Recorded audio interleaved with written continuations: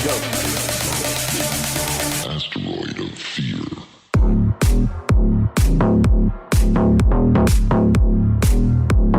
Hey everyone, welcome to another episode of the Men of the House podcast. And it is Friday night, getting ready to record, edit, upload, and clip this Caregiving Chronicles episode.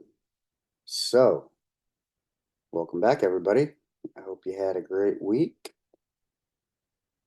As for me, I've had a busy week. Very busy. So, let's think about where we left off. Monday, we did a little weekend recap about the birthday party.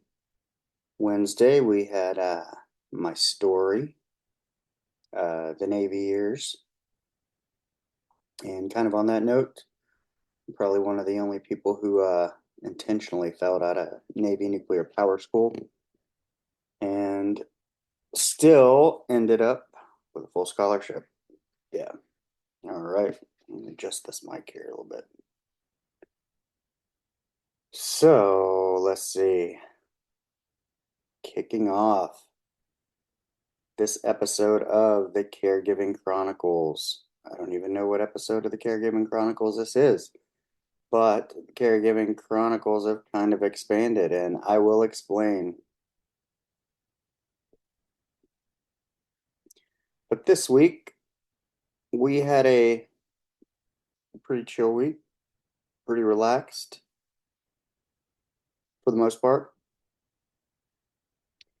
In terms of Mr. Buck, we did not have any appointments, although we did have PT and OT and made it through that. But this was kind of one of those weird weeks where my wife didn't do her other job as much, or some people called in. She had some clients who were sick and whatnot, and therefore she didn't have to do as much of that. But in turn, so she spent more time here, which freed me up to do some things we've needed to get done. But it's also been busy because this is the last week of school before Thanksgiving break, and my daughter was doing kind of backstage stuff for Alice in Wonderland play that they're doing at school. And so, like every Monday, Tuesday, and Thursday, she's staying until 6 p.m. for rehearsals and practice. And they had to play 2 shows yesterday, 2 shows today, like one in the lunchtime hours, one in the evening hours. So I just got back from getting her, but that has made for some late evenings. Oh, yeah, that's where we were. That's where we were. Forgot about that. Yeah, Sunday night, I was up till my wife and I were up putting my daughter's vanity together until midnight. And so I finally got to bed about 1:30 Sunday night. And Monday, while she was at school, I finished it up and got all the drawers, got all the slides mounted on the drawers, got the drawers in. Of course, not before realizing, I guess, when we put the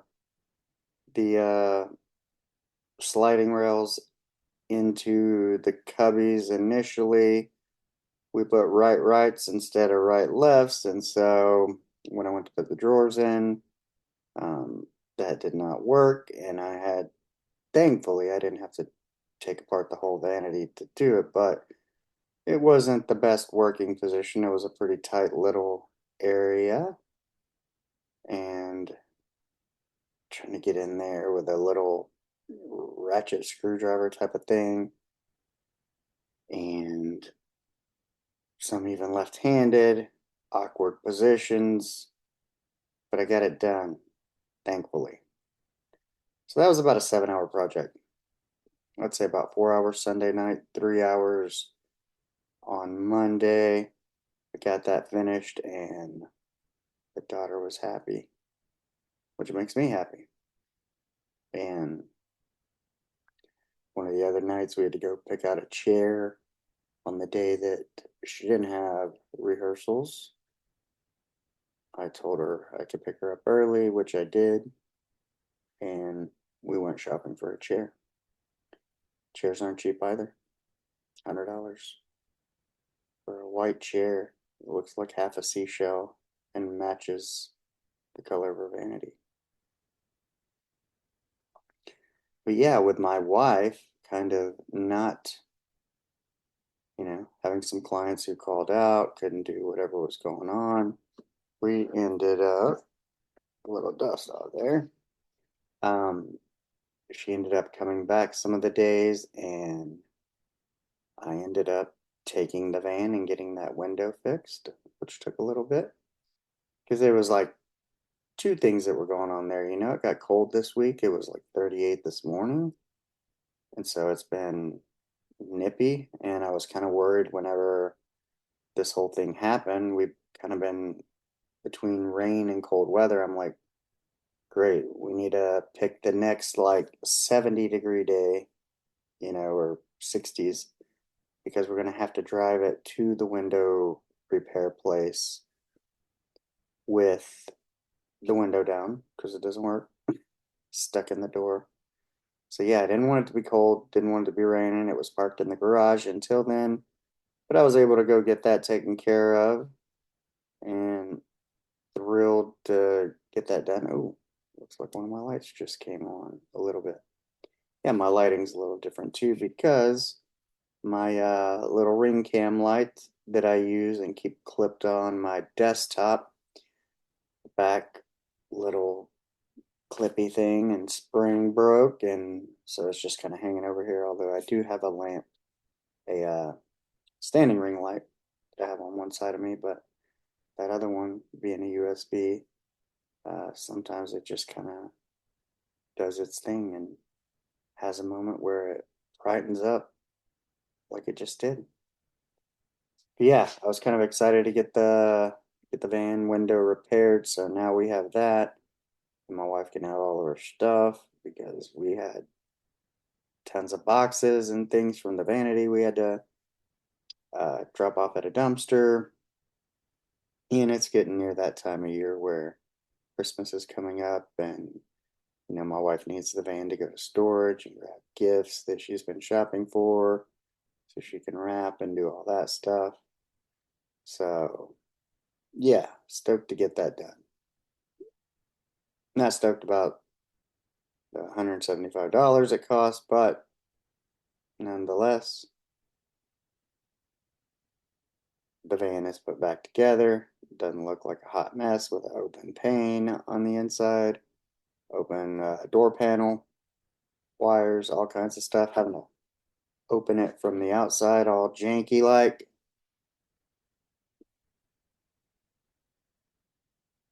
Yeah, one thing off the list. That took several hours.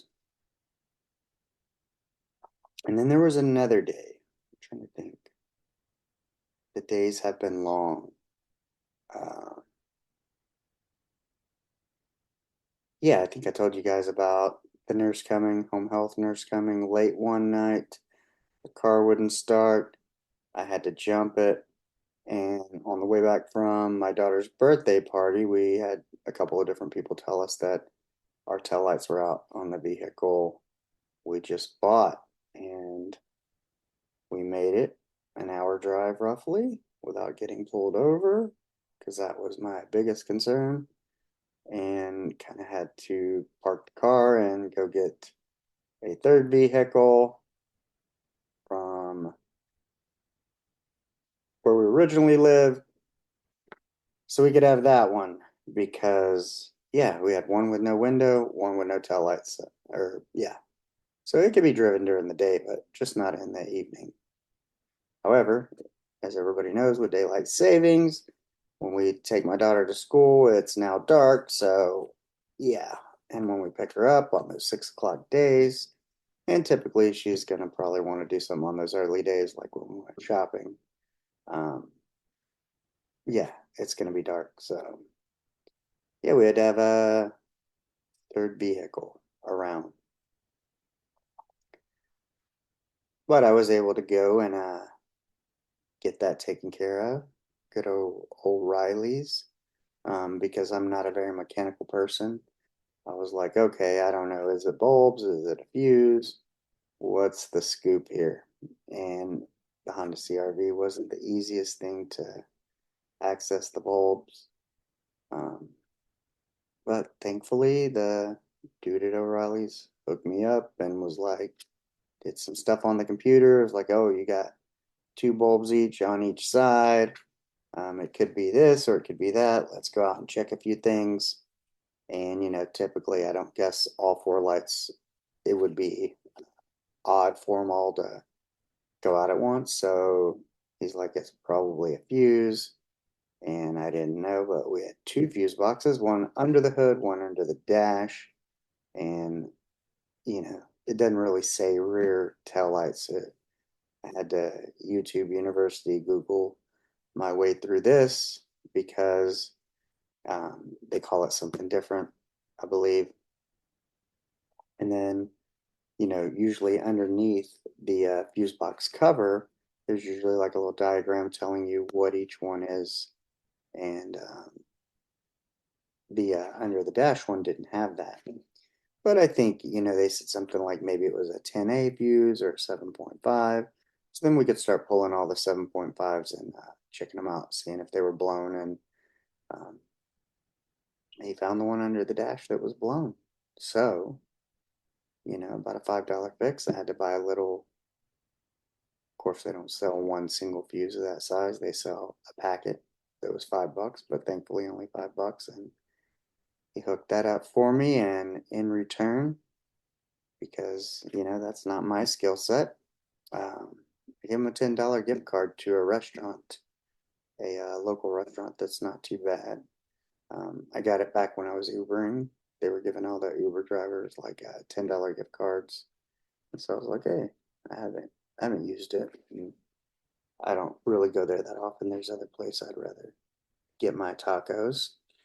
But yeah, hooked them up with that just as a little thank you for going through all that riffraff, you know.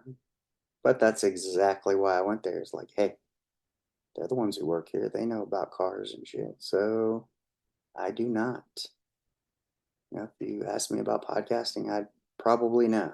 There's a lot of things I know a lot of shit about, but cars, construction, building shit, not my thing. I'm sure I could learn.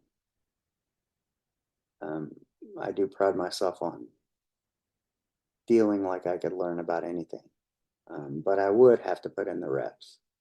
And that kind of goes back to, my dad being like, "Hey, your body's going to give out before your brain. Choose something more cerebral, educational. This manual labor stuff is going to be difficult when you get old." So yeah, he never taught me, never encouraged it because he did construction and I don't basic mechanic, but of course basic in terms of older cars, 60s, 70s, 80s, before everything was electronic and you could actually work on cars. So yeah, I got that taken care of. And what is today? Today is Friday. Oh, so yesterday they had a play, which put my wife home late, for her to go see that, bring my daughter back. So yeah, it's been Buck and I hanging out, and he got up early one day, and we had the nurse come. We've had OT, PT twice, and so I would say it was a pretty eventful week. Although I spent a lot of time running around, getting things fixed, um, taking care of different errands that have to be taken care of when my wife is here. So in terms of how my week looked in tracking habits, it still looked good. I never dipped below 80%. There was a few things I didn't get a couple of days, maybe like some studying or this or that, the other. But, the trade off was I got all this other shit that had been piling up and storing space in the back of my mind, taking care of stuff that needed to be done on warmer, not rainy, sunnier daytime days. Um, so yeah, got to hang out with my dad, visit with him. And then, of course, like I said, the Caregiving Chronicles kind of expanding in that, my dad lives in a 55 and older community, and one of the gentlemen who lives there is in dialysis, has no fingers, is in a motorized wheelchair, you know, diabetic, all that stuff. So he has trouble. He was in a dialysis rehab, unable to transfer himself, this and that, the other. And we worked on getting him like a big lift installed in his home that will pick him up out of his bed, put him in his chair. However, he doesn't transfer well, for one, and then for two, he didn't have fingers and whatnot, and can't stand up, anything like that. So he has to be changed and cleaned daily, a couple of times a day. So, sometimes my dad will go down there and do it. He gives the college try, but he's just not very skilled at it, I guess you could say. He hasn't changed diapers in 48 years. And from what my mom said, I don't think he changed mine very much. So, yeah, he's way out of practice. And then not only that, though, for a while it was, I guess when they put his hospital bed together, they didn't put the part that lifts it vertically. And therefore, you're like hunched over at knee, a little higher than knee, maybe thigh-ish level. And yeah, doing that is horrible on your back. Such a pain. Yeah, so like let's say this morning, I mean, I was there at 6 a.m. getting him ready because he has to get up, he has to be changed, his pull up, his clothes sometimes because sometimes they get jacked up. Yeah, maybe the dialysis equals like Montezuma's revenge because it is just every day, every morning. You kind of know you're walking into a semi disaster, I guess you could say. Um, but, you know, we're the only ones offering to do it. So we do it. But yeah, so it's 6 this morning, and then it's like I get him ready, walk his dog. Uh, his dog actually shit in the hallway. I didn't turn the light on, and I stepped in dog shit. So I was like, I had to clean that, clean my shoes, take him for a walk, try to walk through wet grass. And even though I used wipes and whatnot to, you know, make sure the bottom of my shoes had natural dirt versus natural shit. But yeah, every day is, about 2 trips there, one in the morning and one in the evening at least, because most of the time he's in dialysis during the day, or if his wound care nurse comes or something like that, she'll handle the changing part. So we might get out of it for like a day, but he's the gentleman we purchased the Honda from because he can no longer drive and got him out from under the payment. He just has to pay the balance and it's worth twice that. So we got a good deal, low mileage, all that jazz. Um, so yeah, it's mutually beneficial, but he didn't have any family or anything like that or anyone to help him. So we've been doing that.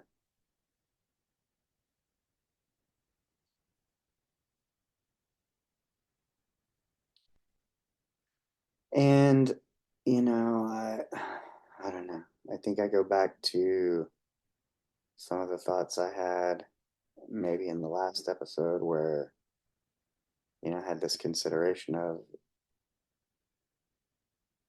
the how difficult that must be, whether you're aging like Buck or you're just in a place with you can't walk, you can't stand, you can't transfer because you've been in rehab so long and you're weak. Dialysis makes you weak, and you can't even sit on a toilet. You can't do any of that. And now you have to rely on others to change you, clean you. Once he gets in his chair, he's fine. But, typically once he gets like in the bed in the evening and changed, he's kind of there till somebody the next morning comes. So he has like a little nightstand table thing that, he's got a couple of grabbers and he gets water and, some snacks and whatnot, and kind of just remains there until my wife or I come in the morning. So, yeah, it's given me a lot of thought of how difficult that's got to be from being an independent person. I mean, I think of all the things I did today. I mean, by 9 a.m., I had done so much, you know, waking up at 4, working on my list, working on marketing stuff, like looking at design images and whatnot, being over there at 6, changing him, walking the dog, uh, stopping and getting some stuff for the house, so I could get back and get my wife and daughter out of here by like 7:20. And then once they left, it was, back on to checking boxes, doing my thing, doing some Udemy courses. So by 9, man, I'd already put in all the work. Makes for a long day. But just to think about, man, if you had no fingers, if you couldn't go to the bathroom on your own, which is the first thing I do when I wake up in the morning. That's what wakes me up, having to go to the bathroom. It's my cue. It's time to get up, mofo. It's my natural cue. I guess you can say I'm regular. But imagine if just those things you could not do.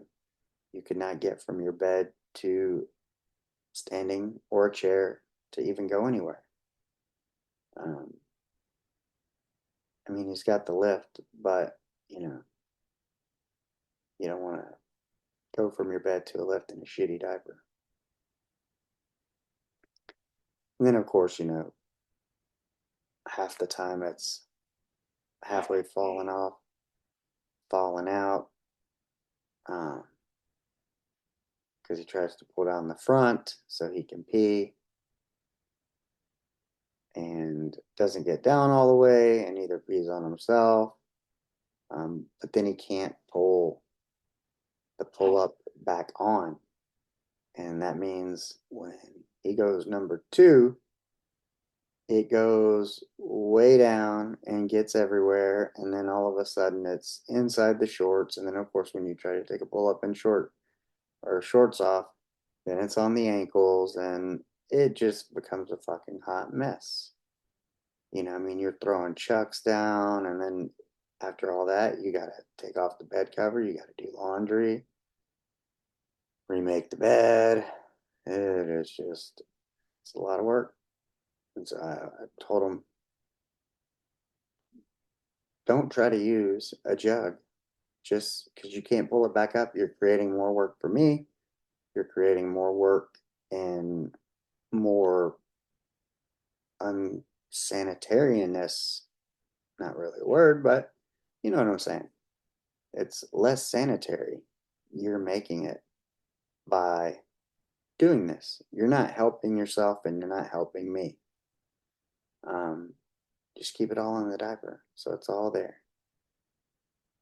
And then you're not pissing all over the bed. You're not laying in it. Nothing has to be washed, etc., etc. Help me to help you. Yeah, that's kind of how it's expanded, how it's been going. Busy. Uh, hmm.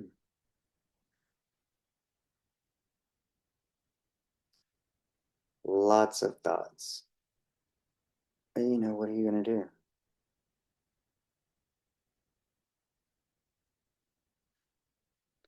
You just so happen to know us. I mean, you know,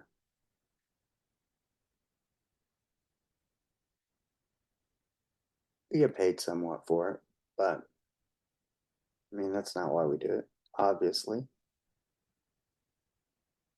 because I can guarantee you it's not what a nurse makes in a hospital. Then again, we're not giving injections, but we do arrange daily, weekly meds and laundry and cooking and cleaning and changing, you know, changing 4 to 6 diapers a day between two people, two locations. Yeah, laundry, baths, um, getting supplies. Yeah, that's what it was. I had to go and get, make sure you go and get butt paste and different things like that. And then got to withdraw some cash, change that over into quarters and singles so he can take, the bus to dialysis. I mean, yeah, there's just a lot of stuff. And not counting, you got to remember one of us has to be here at all times because this one's a 24/7. So, you know, whether you go there or stay here, you're kind of doing the same thing. Sometimes one is worse than the other, but regardless, you still end up with the still changing someone. It's just the way it is. But hey, this is what we do, at least for now. Um, this came to us. We were asked to do it, called upon to do it. So we're doing it. Yeah, it's been all right.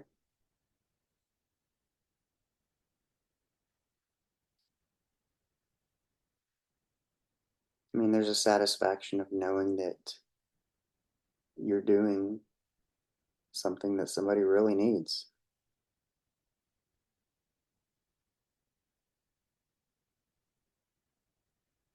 And, these are people who know us as well. So it's not like a stranger. It's not like being in rehab or having some stranger come and care for you and wipe your booty, lift up your nut sack, and put some anti-chafing cream and whatnot on it. Yeah, I never said when I was a kid, or never had a dream of being 48 and getting paid to touch other men's peckers. It's a joke, people. Don't get offended, or do. And if you do, hmm, go listen to something else. But this is real life. This is what happens. And probably at some point in time, many of you will be in the same situation, whether or not it's with your parents, a loved one, could be a spouse, could be a partner. But more than likely, you're going to be wiping someone's butt, maybe grabbing their sack and doing that thing. But that's life. And one day we all might be on the receiving end of it, trying to, you know, not develop any karmic debt here, trying to put karma on the good side. So hopefully somebody takes care of me if I'm ever in that state. But again, like I said, one of the big things for me has been the question of, man, do you want to be in that state? Do you want to live so long that this is what you have to look forward to? But I think I've also told a story of, being a child and looking at people going into the hospital, people in wheelchairs and whatnot, and they have the will to live. They want to live. They want to hold on, no matter how hard things are. I'm sure people with cancer have the same thing, no matter how shitty they feel, how hard it is. Maybe because death is the unknown, being alive is definitely better than being dead. And they're going to hold on to that no matter what, regardless of what it takes, no matter how vulnerable or embarrassed you have to feel, um, to be dependent on somebody to wipe your beehole, you know? Look at your most intimate parts, scrub them down, all that stuff. I know nobody likes to think about that, but, you know, it's, we all get the same end. Sometimes too soon, sometimes too late, but none of us are getting out alive. We all get the same ending. That's that whole thing of there's classes and classes of people and money and tax brackets, and people think, well, I'm better than you because I make more money or I have this job, blah, blah, blah. Guess what, bitch? You're gonna die just like the rest of us. So, get off your high horse, off your pedestal. Stop thinking you're better than everyone for a moment. Nah. Realize that we're more alike than we aren't. I mean, you know, and I don't have anything against money or people with it, as long as you use it for good. But hey, just for instance, yeah, look at Diddy. I mean,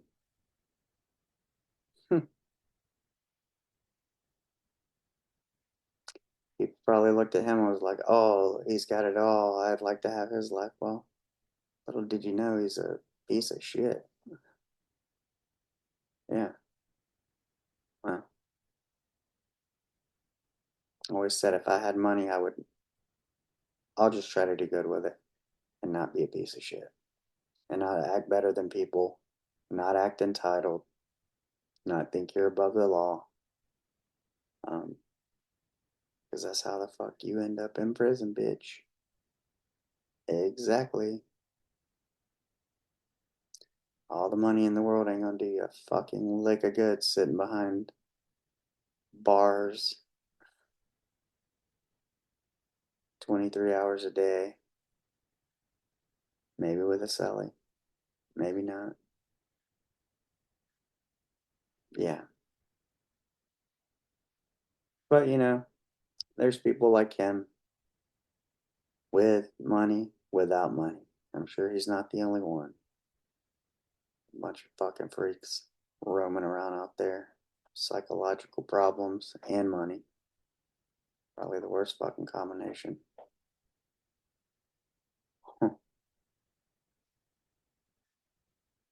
I digress. It's not very caregiving of me, but it was more to get the point across.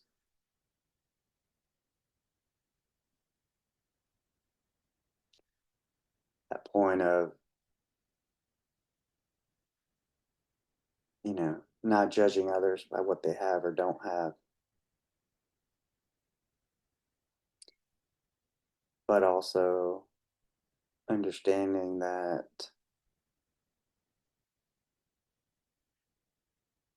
we all get the same end. And the moment you're doing some bullshit, thinking you're better than other people, thinking that you can get away with it, guess what? I don't know, what was it, 20 years ago, 15 years ago?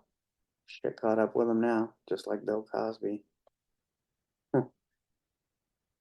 Which sucks, because I used to love The Cosby Show. When my wife was pregnant, we used to watch it all the time, because we both worked nights, and so on our nights off, we would watch a Cosby Show at like 1, 2 in the morning. It was such a great, wholesome show. The show, it is. And then, of course, all this shit comes out, and yeah.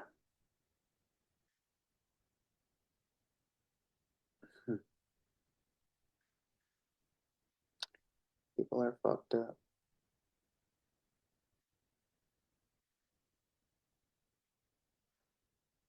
That's why I am who I am. Try to be the person I try to be.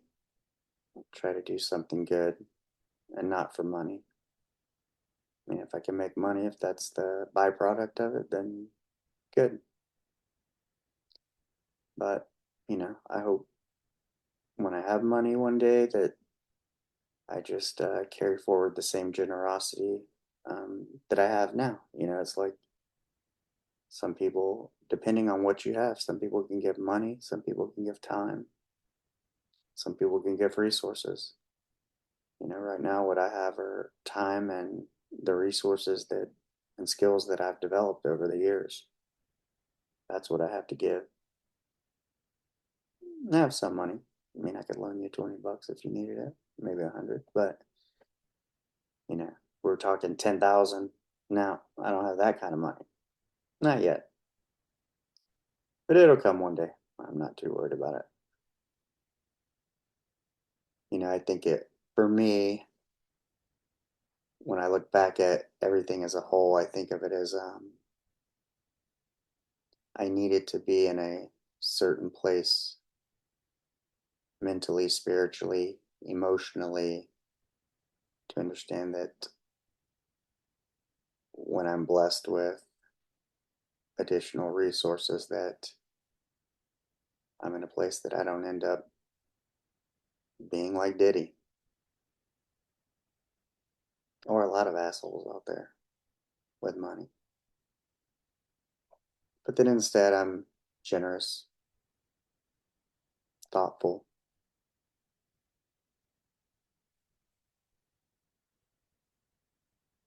giving, caring, kind, compassionate, that I'm all the same things I try to be, whether I have money or not.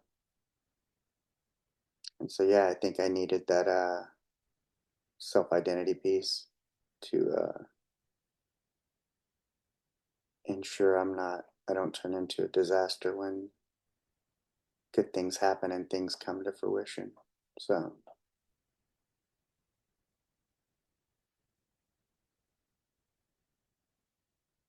but yeah, outside of that, today was the last day of school before Thanksgiving break. So, next week should be interesting. Be interested to see what kind of updates we're going to have over the weekend, but school is out for a week. So, next week, that means no more getting the daughter to school, no more homework, no more worrying about that kind of bedtime, all that kind of stuff. And yeah, till my wife and daughter go out of town to visit family, and I'll be staying here with Buck. It'll be me and him. So no assistance from the wife. Just a couple of dudes rolling solo. I won't be able to leave him, so I won't be able to go and do the other gentleman. But I'm sure my dad will be doing that. Yeah, I'm gonna try to get some things done, get caught up, make sure I have everything because my wife will probably go out of town for 4 or 5 days.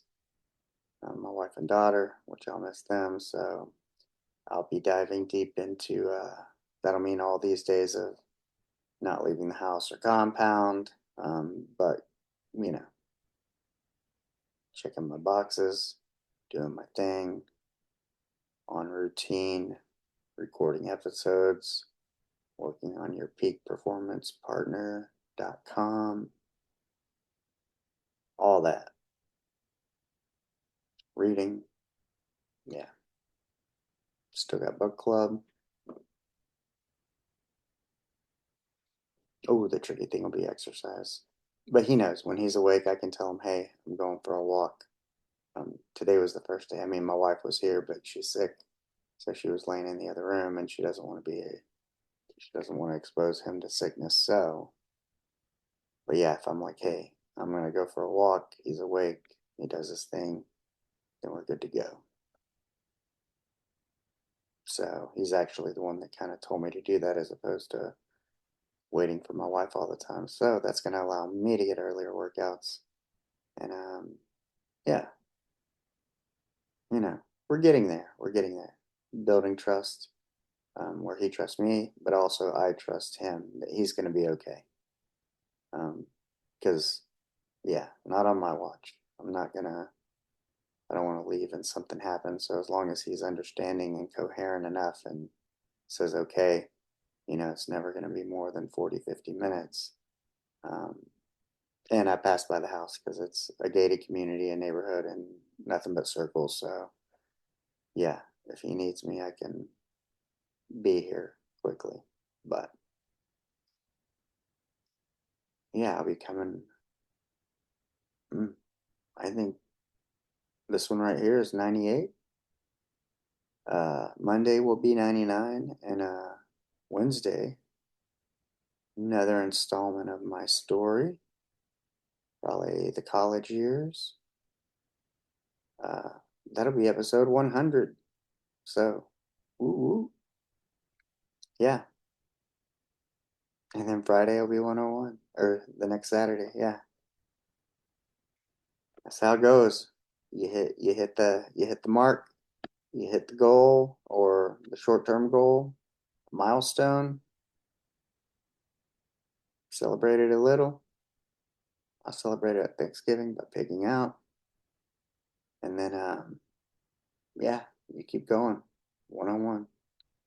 Regardless of if it stays the men of the house or becomes your peak performance partner podcast. Maybe I do both. I have no clue at the moment. Just winging it, figuring out as I go.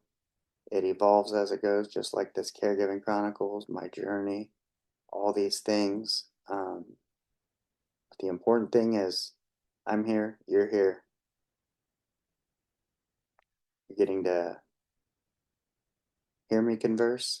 I try to think of what it is when I listen to a podcast. What it is I like about it. I like the conversation, the thoughts, the words, making it the connection with the person that I'm listening to. So, anywho, I hope you guys have a fantastic weekend, and make sure if you're traveling, be safe, go get all your stuff done, be kind to each other. It is Thanksgiving week. You got kiddos out of school, try to enjoy them. Try not to let the pace of everything and kids being out of school and family coming in, try not to let it be a downer. Sometimes these are the only people you got. Maybe you don't see them often. Keep it positive. Remember, they're probably going through some shit too. Don't argue about dumb shit. We're not here trying to change people. We're just here trying to fellowship and give thanks for the people in our life. So, I always say, go out and be the person that you would want to meet. Until next time. Later. Let's go.